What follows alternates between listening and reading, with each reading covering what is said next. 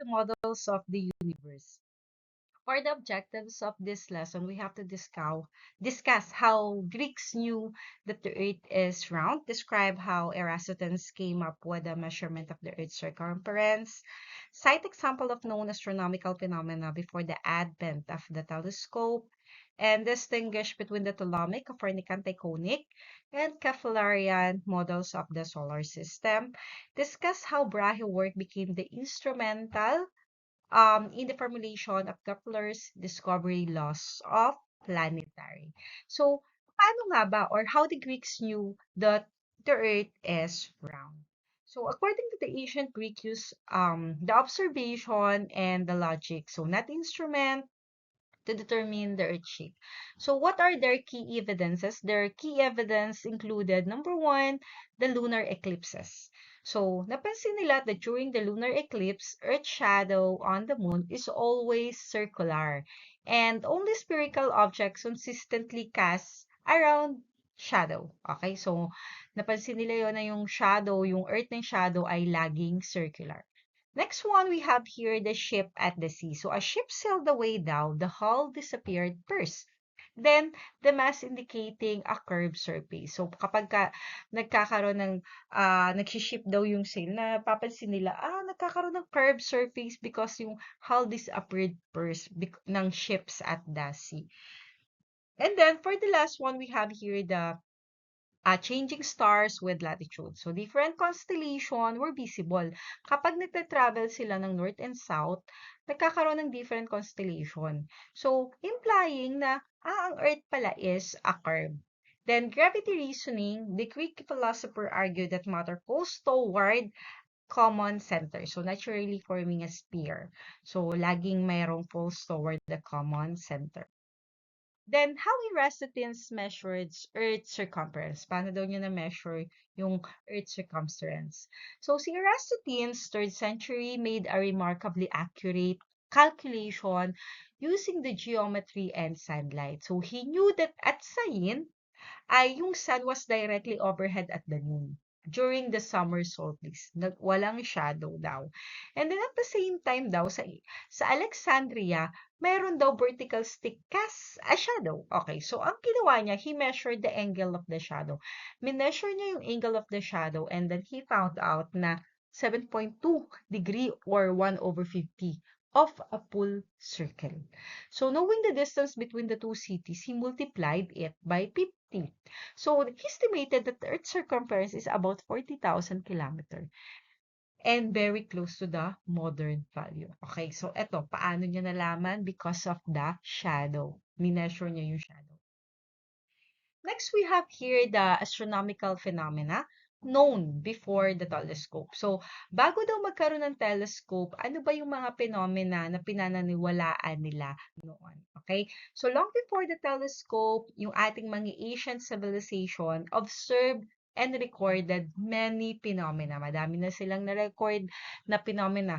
Number one na dyan ay yung phases of the moon na talagang napansin na nila. There is a phases of the moon. Next one, solar and the lunar eclipses.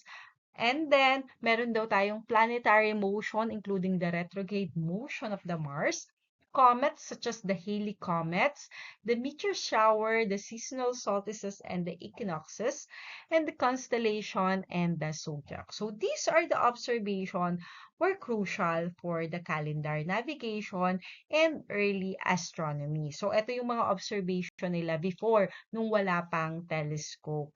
Next one is the question is the how Brahe work enabled Kepler's law of the planetary motion. So dito, si Tycho Brahe made the most precise naked eye astronomical measurement ever recorded, especially sa Mars. So although Brahe did not accept the heliocentrism, hindi niya tinanggap yung heliocentrism, his data were exceptionally accurate. So, yung data naman niya na ginawa ay talaga namang exceptionally accurate. So, the differences between major model of the solar system. So, eto daw yung mga models of the solar system. Number one, we have here the Ptolemaic model. Okay, the Ptolemaic model is geocentric, proposed by Claudius Ptolemy. So, ang dito sa ating geocentric, ang sinasabi, Earth is at the center.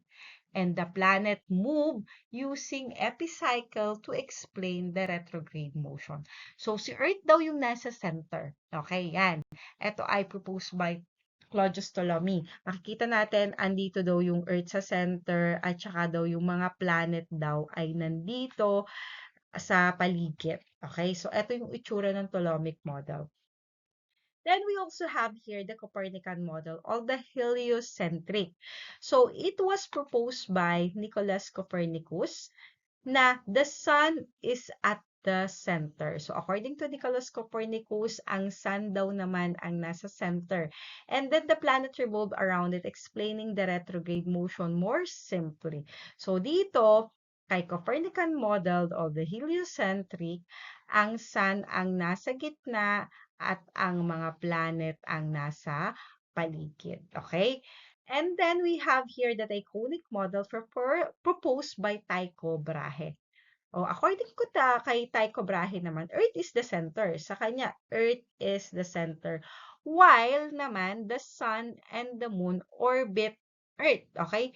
So, naniniwala siya na Earth is the center. Tapos, ang Sun at Moon daw nag-orbit sa Earth and the other planets orbit the Sun. So, eto po tayo. Andito yung Earth, tapos nandito yung Sun at Moon. Nag-orbit daw sa Earth.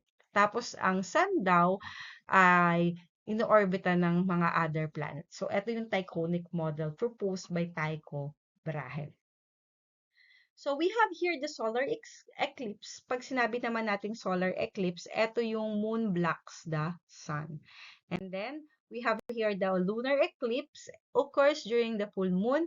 So, when Earth shadow falls on the moon. Yung Earth shadow daw nagpa-fall sa moon. That is a lunar eclipse. So, how Greek knew that the Earth is round? So, nalaman ng mga Greek na round ang Earth because of the circular shadow during the lunar eclipse. Yung Earth shadow ay circular. Star position, pag nagtatravel ng north-south, nag-iiba yung position.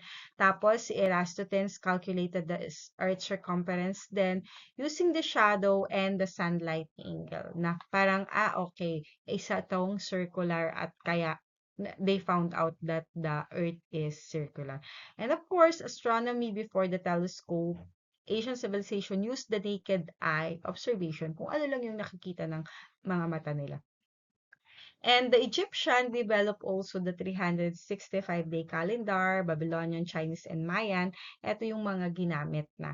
And then the Polynesian tracked celestial event for timekeeping, farming, and navigation. So, pag sinabi nating retrograde motion, planet appear to move backward at times. So, explained by epicycle in Ptolemaic model, correctly explained by different orbital speed in the heliocentric model. Tycho Brahe and Johannes Kepler Brahe recorded the precise planetary data. Okay, so retrograde, move backward at times. Ito yung planet appear to move backward at times. Okay, ito yung sample.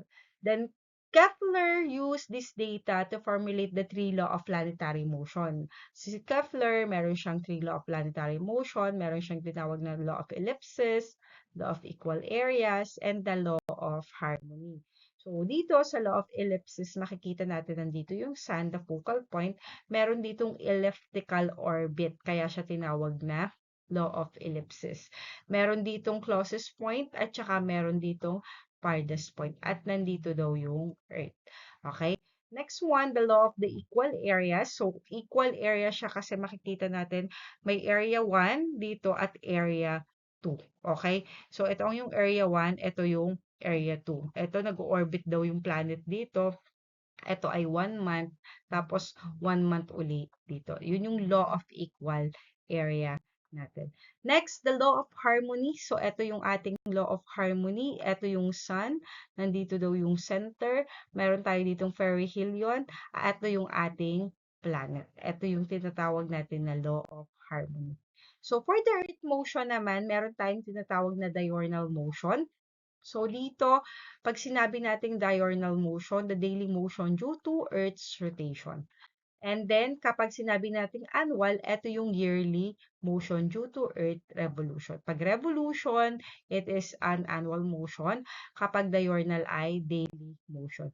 So, we also have here the three part of showing the sun. So, zodiac, equinoxes, and solstices zodiac show the sun path through the constellation.